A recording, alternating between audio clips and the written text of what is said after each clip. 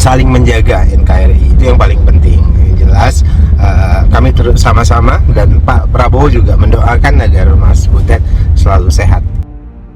Pantun yang dilontarkan budayawan Butet Kertarjasa ditanggapi juru bicara Menteri Pertahanan Prabowo Subianto, Dhanil Anzar Simanjuntak. Butet menjadi buah bibir lantaran menyebut ada calon presiden hobi menculik.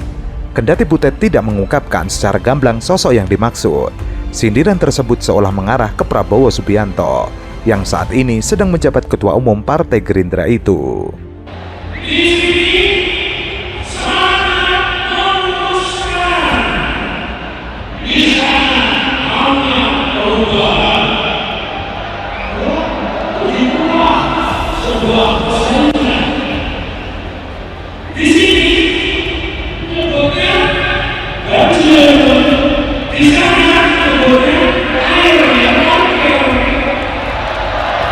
Ya, begitulah kalau otaknya pandir.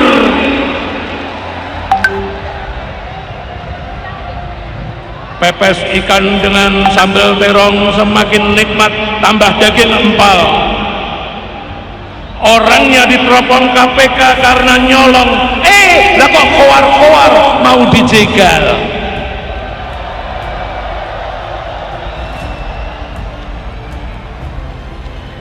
Jagoan Pak Jokowi rambutnya putih, gigih bekerja sampai jungkir balik.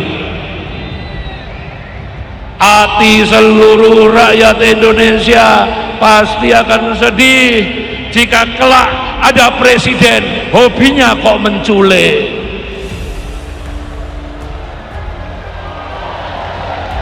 Ini yang terakhir. Cucu komodo mengkeret jadi kadal,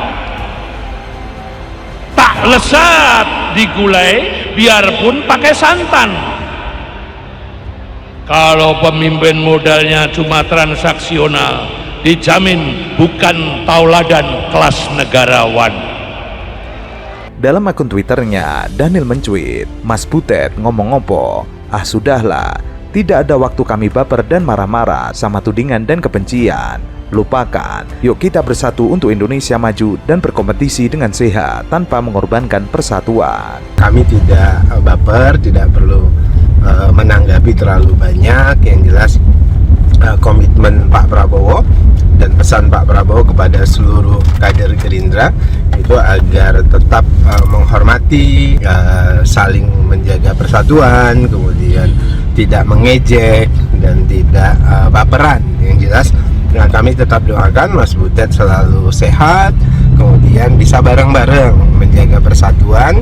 Kita bisa berkompetisi, tapi kompetisinya sehat, saling menjaga NKRI, itu yang paling penting. Yang jelas kami terus sama-sama, dan Pak Prabowo juga mendoakan agar Mas Butet selalu sehat. Butet menyampaikan pantun kontroversi ini dalam acara peringatan Bulan Bung Karno yang digelar Partai Demokrasi Indonesia Perjuangan.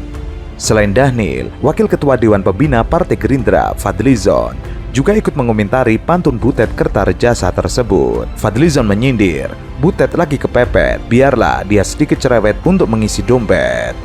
Sementara itu, Ketua DPP Partai Gerindra Ahmad Riza Patria tidak mempermasalahkan sindiran tersebut, sebab Ketua Umum Partai Gerindra Prabowo Subianto mengajarkan supaya segala sindiran dan fitnah untuk dibalas dengan kebaikan. Ia mengatakan, seperti yang disampaikan oleh Bapak Prabowo, siapapun yang menyindir termasuk yang membuli, menjelekkan, memfitnah Pak Prabowo, mengajak kami semua kader untuk membalas dengan kebaikan.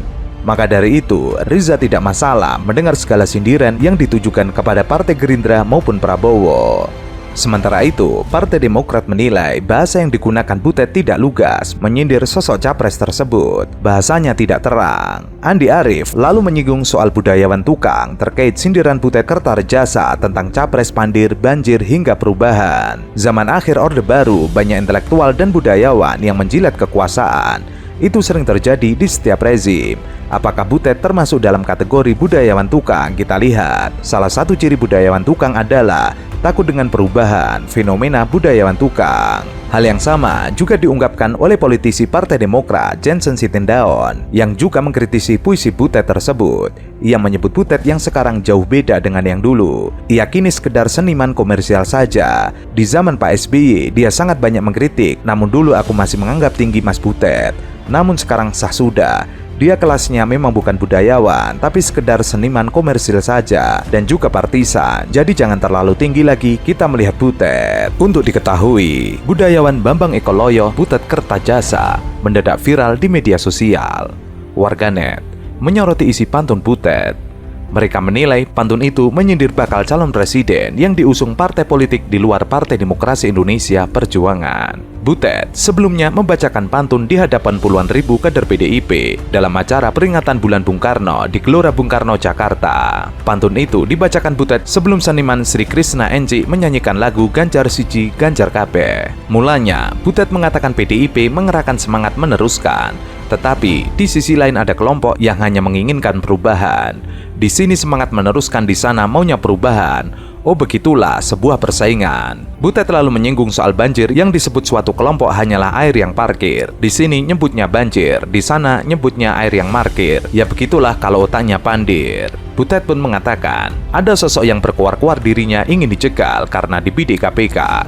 Padahal sosok yang dimaksud itu dibidik karena nyolong. Pepes ikan dengan sambal terong, semakin nikmat tambah daging empal. Orangnya diteropong KPK karena nyolong. Lah kok keluar-keluar mau dicegal.